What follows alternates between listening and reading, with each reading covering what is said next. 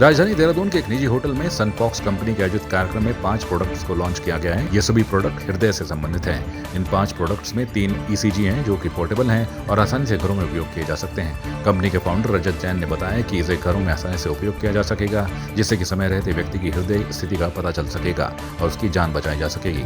तो वहीं कंपनी में इन्वेस्टर नमिता थापर ने कहा कि इस छोटे से डिवाइस से कई जान बचाई जा सकती है।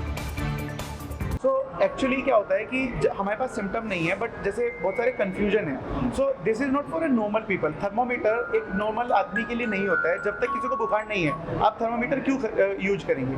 बट आप रखते हैं ताकि अगर आपको प्रॉब्लम है तब आपके पास हो, क्योंकि प्रॉब्लम अभी ईसीजी मशीन मार्केट में है, बट प्रॉब्लम क्या है कि आपको जाना है, आपको ये पता चलना चाहिए कि कब जाना।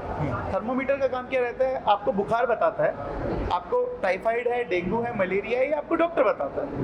बट आप बुखार है ये कैसे पता चलेगा? आपके पास कुछ डिवाइस है उससे पता चलेगा। दूसरा, ये उन लोगों के लिए ज़्यादा परफेक्टली फिट माना जाता है जो लोग कार्डियक, जिनको कोई भी किसी तरह के इश्यूज हैं, जिनको कार्डियक सर्जरीज हुई हैं, जो हाई रिस्क पेशेंट्स हैं। पहले तो सिर्फ सास बहू शो होते थे, अभी तो ग्रैंड मदर से लेके बच्चे, ईबिटा, इक्विटी, कस्टम एक्विजिशन हम आपको सिखा रहे हैं। बिजनेस स्कूल में जो MBA में सिखाते हैं वो हम आपको इतने सरल तरीके से स्टोरीज के थ्रू माध्यम से सिखा रहे हैं। और सबसे बड़ी बात, जो फाउंडर्स को अपने देश में रिस्पेक्ट मिल रहा है और जो एक हमें वो गर्व होता है कि अरे कहाँ कहाँ ये पारासोली से आया है, यूपी से, कहाँ कहाँ से ये फाउंडर्स आ रहे हैं और इंडिया को ग्लोबल मैप पे लेके जा रहे हैं। इतनी सारी चीज़ें आपको ये शो में दिखने मिलती है। हमने ऑलरेडी सीजन 3 शुरू किया है। लास्ट वीकेंड हमारा पहला स्केड्यूल था, जनवरी में आएगा, तो ज़रूर देखिएगा। धामी सरकार में नेताओं को दायित्व की जिम्मेदारी मिलने के बाद पार्टी मुख्यालय देहरादून में पार्टी के प्रदेश अध्यक्ष महेंद्र भट्ट का आभार व्यक्त किया है। नई जिम्मेदारी मिलने के बाद पार्टी कार्यालय पहुंचे वरिष्ठ बीजेपी नेता और 20 सूत्रीय कार्यक्रम क्रियान्वयन समिति के नवनियुक्त उपाध्यक्ष ज्योति प्रसाद गैरोला, उत्तराखंड राज्य बीज एवं जैविक उत्पाद ग्रामीणकरण संस्था के नवनियुक्त अध्यक्ष बलराज पासी समेत तमाम अन्य नेताओं ने प्रदेश अध्यक्ष से मुलाकात कर उनका आभार व्यक्त किया। उत्तराखंड में भारतीय जनता पार्टी की 2 बार की सरकार, कार्यकर्ताओं का परिश्रम, पराक्रम और केंद्र में भारतीय जनता पार्टी की 9 साल से सरकार और 2024 में फिर से जो है मोदी जी के नेतृत्व में केंद्र में सरकार बनने जा रही है। उसके लिए सभी कार्यकर्ता लगे हुए हैं। उसी के नाते से उत्तराखंड के मुख्यमंत्री पुष्कर सिंह धामी जी और प्रदेश अध्यक्ष महेंद्र भट्ट जी, संगठन मंत्री अजय जी और हमारा जो केंद्रीय नेतृत्व है, उसने निर्णय लिया है कि पार्टी के कार्यकर्ताओं को जिम्मेवारियां दी जाएं और अभी शुरुआत हुई है। मैं समझता हूं कि हर कार्यकर्ता के पास कोई ना कोई जिम्मेवारी रहनी चाहिए और मुझे भी एक जिम्मेवारी दी गई है और पहले भी मैं बीज प्रमाणीकरण में अध्यक्ष रहा हूं। तो मेरी जो विशेष रूप से प्राथमिकता है, विभाग तो जो वहाँ है ही है, लेकिन जो हमारा पार्टी का जो कार्यकर्ता है उसका मान सम्मान, प्रतिष्ठा और उसकी कठिनाई परेशानियों में मैं कहीं ना कहीं उनके काम आऊँ। सबसे पहले तो इस नई जिम्मेदारी के लिए प्रदेश के मुख्यमंत्री माननीय पुष्कर सिंह धामी जी का, प्रदेश अध्यक्ष माननीय महेंद्र भट्ट जी का, प्रदेश नेतृत्व, उन सभी कार्यकर्ताओं का आभार है, अभिनंदन, धन्यवाद है।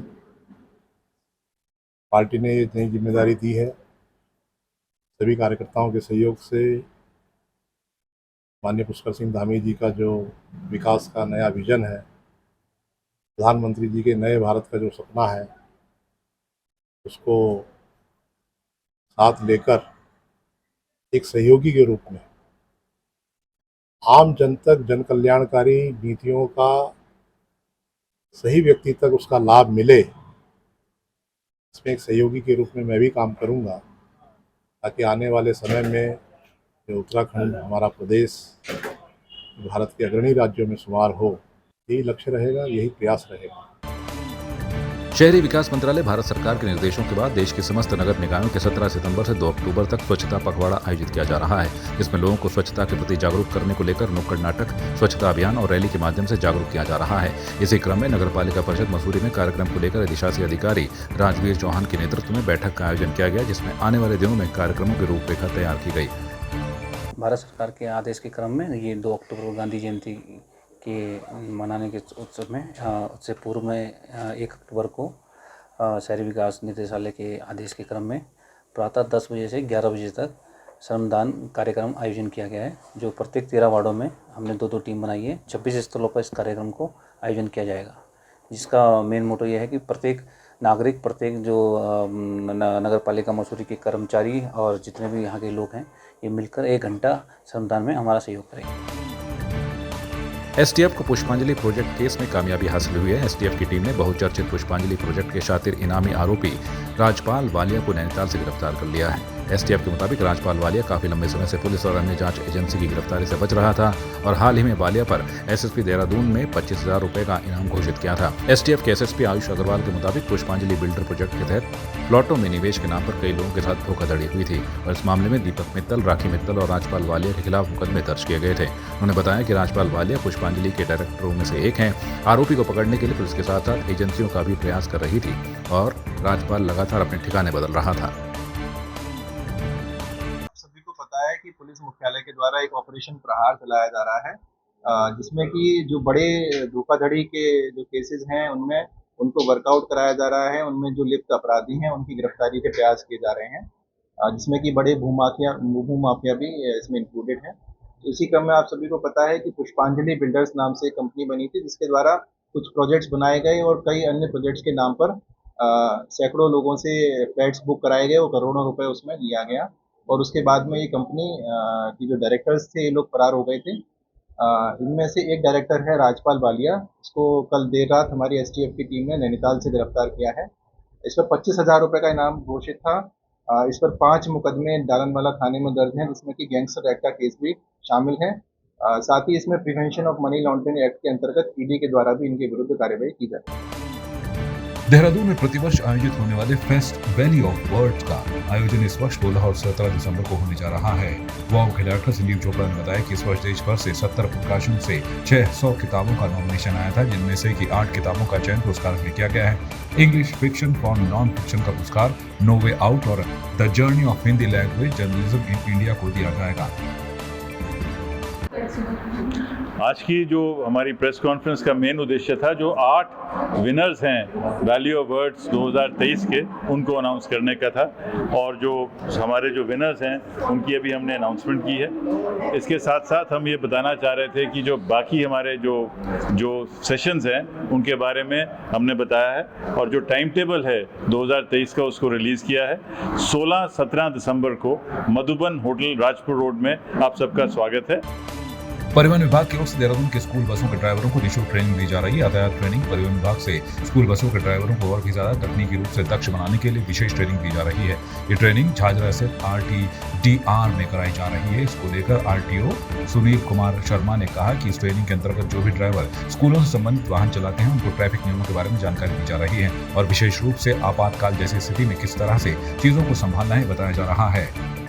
को बड़ा गंभीरता से लेता है कि जितनी भी वाहन स्कूल में लगे हुए हैं, चाहे वह स्कूल के वाहन हो या प्राइवेट लोगों की वैन्स हो जो स्कूल के बच्चों को ले जा रही हैं, ये सुनिश्चित किया जाए कि सुप्रीम कोर्ट के जो निर्देश हैं स्कूल बसेस के लिए या गाड़ियों के लिए या CBSE के जो निर्देश हैं उनका पालन हो। इसके साथ साथ हम ये भी देख रहे हैं कि जो लोग वाहन चलाते हैं, जो ड्राइवर स्कूल के वाहन चलाते हैं, उनको प्रॉपर ट्रेनिंग दी जाए या रीट्रेनिंग दी जाए। इसी के अंतर्गत अब हम लोग पिछले 4 दिन से ट्रेनिंग प्रोग्राम चला रहे हैं, जो IDTR झाझरा में किया जा रहा है, जिसके अंतर्गत जो भी गाड़ियाँ, जो भी ड्राइवर स्कूल की या स्कूल से संबंधित गाड़ियाँ चलाए जा रहे हैं, उनको पूरी जानकारी दी जा रही है नियमों की, कौन सी विशेष बातें ध्यान देनी है। साथ में ये भी ध्यान रखना है कि अगर कोई विशेष परिस्थिति पड़ जाए या एक्सीडेंट की स्थिति हो जाए तो उस वक्त उनको किस तरीके से चीज़ें देखनी है, कैसे चीज़ स्थिति को संभालना है और कोशिश ये करनी है कि किसी भी बच्चे को कोई परेशानी ना आए। तो इसके अंतर्गत हमारा ट्रेनिंग प्रोग्राम चल रहा है और अब तक लगभग हम लोग 200 से 250 लोगों को ट्रेन कर चुके हैं। उप जिलाधिकारी घनसाली शैलेंद्र सिंह नेगी ने फिलंगपट्टी के कोठार गांव में ग्रामीणों के साथ की धान की कटाई, जिसके साथ ही उन्होंने ग्रामीणों से पारंपरिक खेती को बढ़ावा देने की अपील की।